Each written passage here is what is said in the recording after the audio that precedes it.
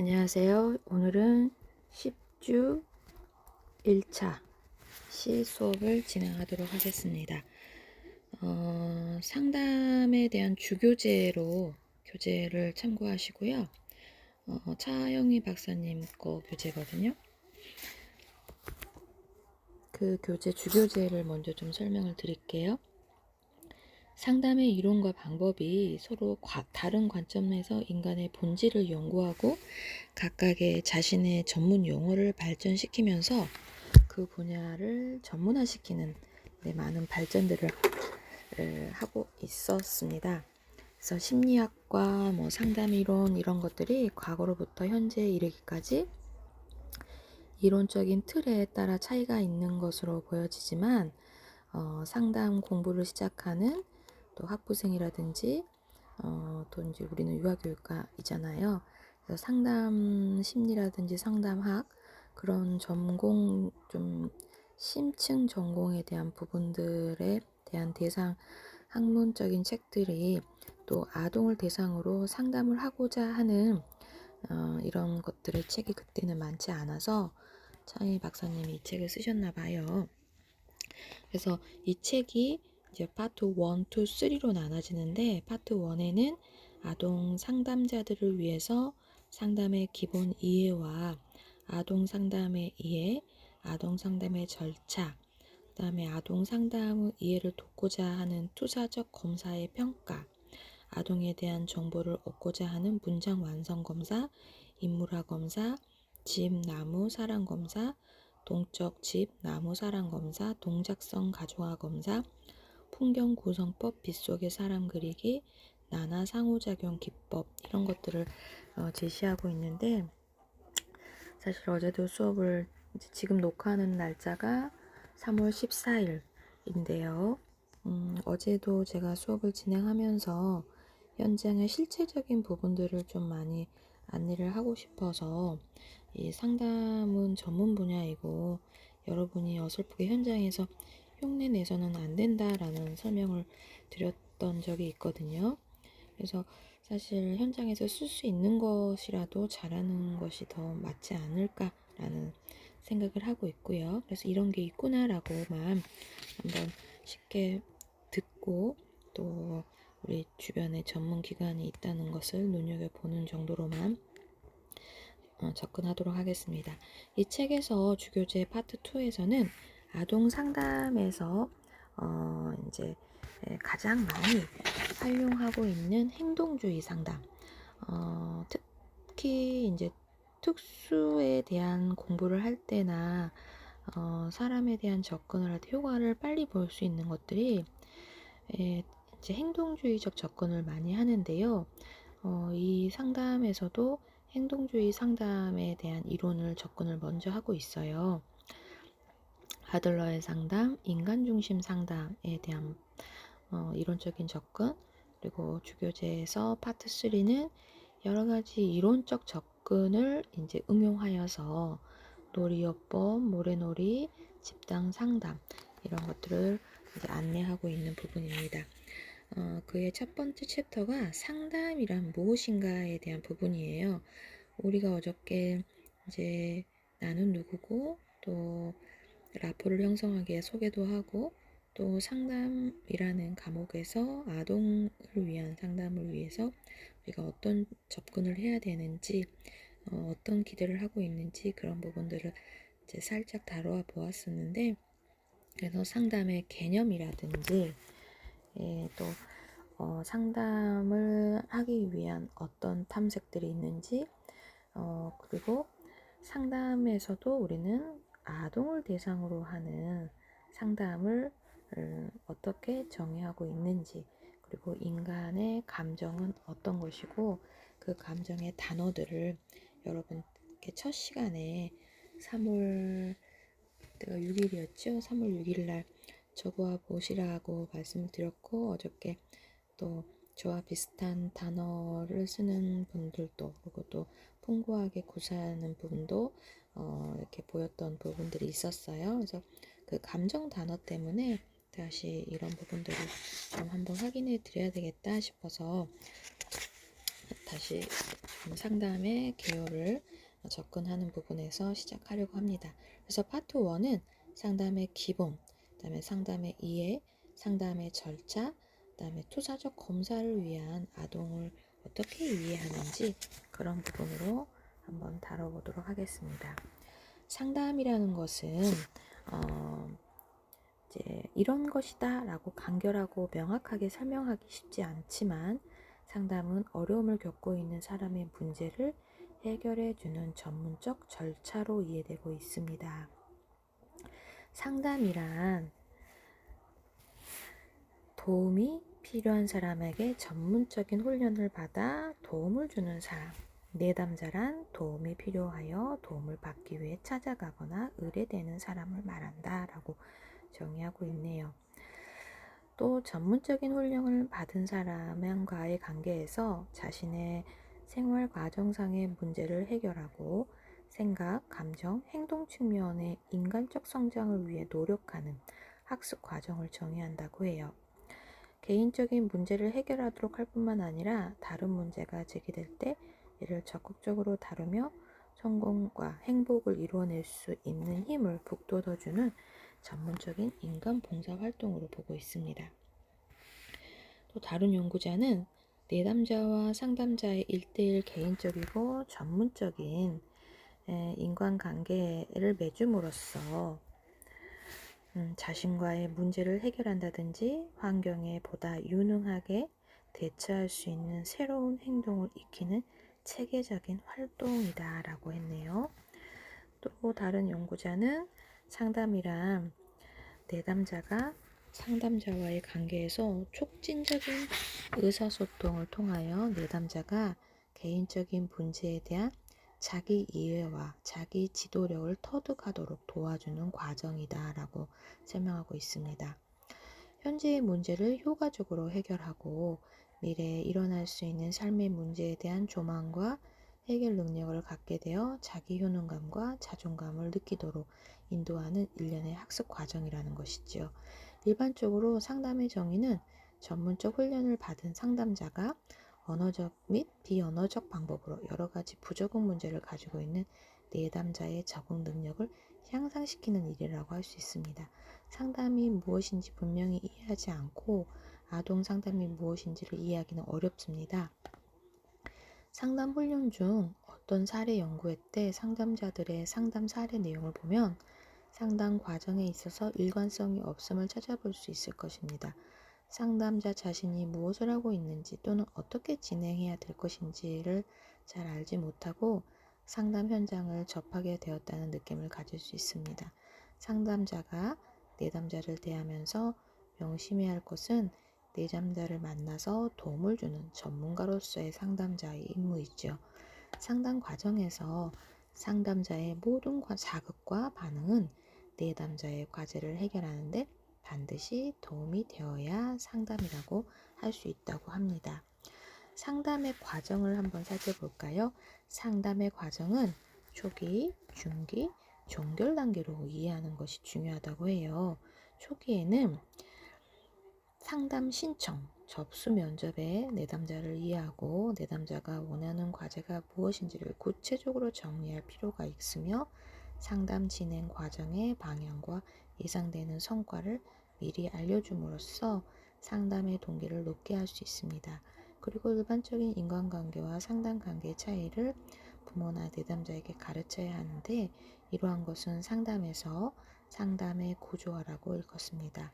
상담은 내담자의 과제를 해결하기 위한 조건부 만남의 관계이므로 시간, 장소, 기간, 상담료 등의 것들을 알려주어서 상담의 효율성을 높여야 한다는 것이지요. 그렇죠? 상담료도 미리 안내를 해야 되는 부분이 있습니다. 상담의 중기에는 상담의 목표를 달성하기 위해 구체적인 상담 활동을 하게 됩니다. 그래서 내담자는 자신에 대해 더 깊이 이해하게 되고 자기 탐색이 이루어지면서 동찰력을 통한 문제 해결 능력이 이루어지는 과정을 겪게 됩니다. 내담자에게 적절한 상담 방법이 선택될 수도 있고 내담자의 환경과 주변인들의 대상으로 상담의 방법이 선택될 수도 있습니다. 주로 합의된 상담 목표 또는 상담 과제가 중점적으로 다루어집니다. 상담의 종결은 목표 달성이 이루어졌다고 확인될 경우 종결 여부에 대한 평가를 하게 됩니다. 성취된 목표에 대해서는 어떻게 성취되었는지, 달라진 방식으로 무엇을 얻게 되었는지 등을 확인하게 되고요. 성취되지 않은 목표에 대해서는 상담을 더 지속하는 것이 바람직합니다. 문제에 따라서는 한꺼번에 종결하는 것이 아니라 상담 회기의 간격을 1주에서 2주 혹은 3주로 늘리다가 서서히 종결에 이르게 되지요. 상담과 생활지도 또 심리치료에 대한 부분으로 한번 살펴보면 상담이란 우리가 일상생활에서 자주 듣는 결혼 상담, 또 장학금 상담, 이런 것들이 상담의 용어와 다른 뜻으로 행동 양식이나 성격적 측면, 내면의 자아 양식 변화를 가져오는 전문적인 상담이라고 한다고 합니다. 상담과 혼용되거나 중복되는 의미로 사용되는 말이 생활지도 심리치료라는 단어이고요.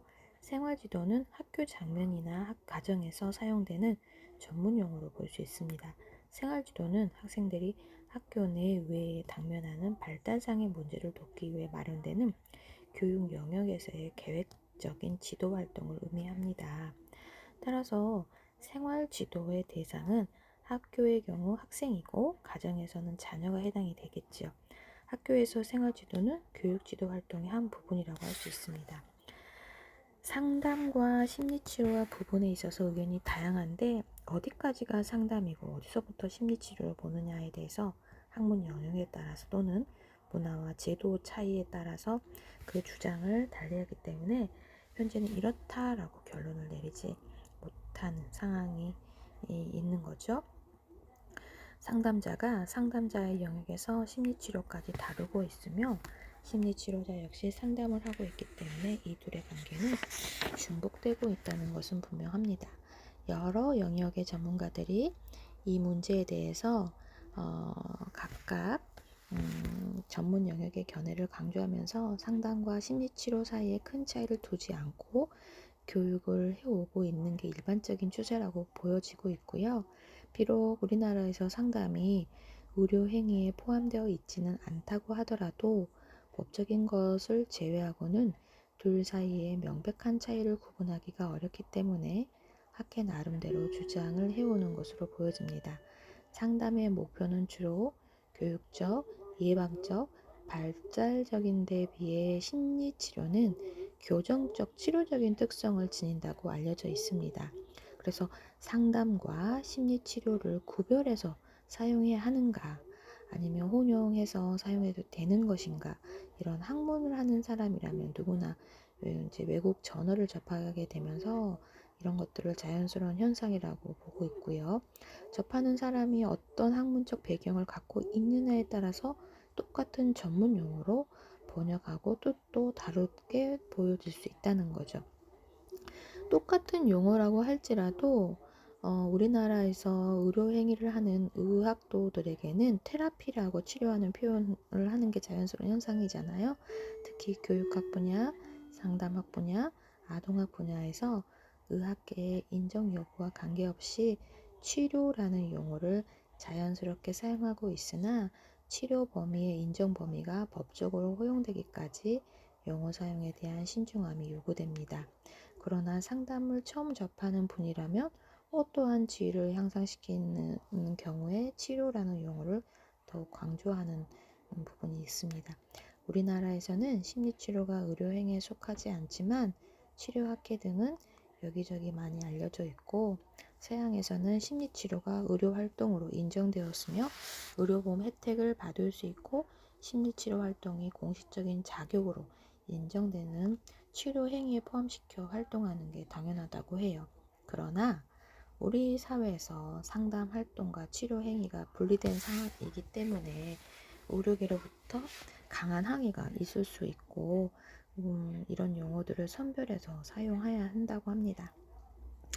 그래서 제가 이제 지금 어제 그리고 지난주 상담은 정신의학의 아랫단계다라고 한번 설명드렸던 게 있었는데 그건 이제 제 주관적인 생각이기 때문에 에, 정답은 아니고요. 또 상담하시는 분들께서는 또 서운해 하실 수 있는 부분이지만, 제가 공부를 하면 할수록 상담이라는 분야가 조금 뭔가 아쉽게 마무리되는 부분들을 많이 접해서, 그래서 이제 이렇게 의료적인 부분에서 민감하게 치료 행위와 분리된 상황으로 의료계에서 강한 항의가 있다라는 부분으로 이렇게 차영희 교수님이 우회하셔서 쓰셨네요. 그래서 이제 예방적, 발달적, 교육적 관점에서 주로 상담이 이루어지고 있고, 광의의 치료적, 심리치료적 부분까지 다루어지고 있다. 그래서 환자가 주요로 한 대상인 치료 상담은 임상적, 의학적 장면, 즉 병원에서 이루어집니다. 이들의 관계가 분명하든 분명하지 않든 인간의 문제를 다루는 것만은 공통 과제이고요. 대체로 정보 및 의사결정을 요하는 문제, 행동 양식 및 태도의 변화를 요하는 문제, 심리적 갈등의 문제, 성격 기능의 장애로 구별을 했을 때의 경우, 생활지도, 상담, 심리치료의 상호관계는 이제 우리 주교재에서 생활지도, 상담, 심리치료, 생활지도, 상담, 심리치료 영역의 비교를 이제 표로 이렇게 설명되고 있는 부분들이 우리 교재 페이지 15페이지에 안내가 되고 있습니다. 그래서 이 세 영역은 서로 한계가 명확한 것이 아니라 중복되고 있는 부분이 있고요. 상담 영역에서 생활지도 또 심리치료 영역을 같이 다루고 있음을 알 수 있습니다.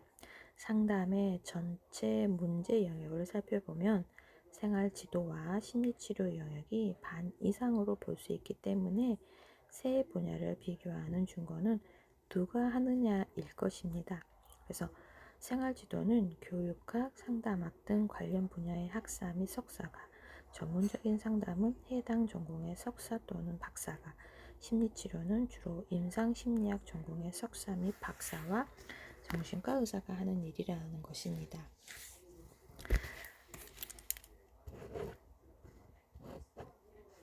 그래서 최근에 사회복지학 전공 분야에서 상담을 적극적으로 개입하는 그런 분위기인가 봐요.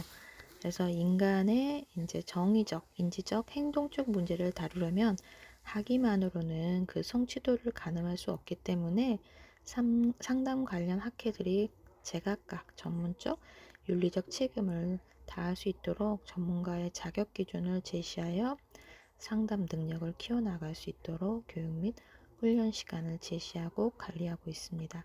그러므로 적절한 훈련을 받고 전문적 책임을 다할 수 있는 상담자라면 사회적 요청이 있을 경우 생활지도 및 심리치료 영역의 문제들도 다룰 수 있을 것입니다.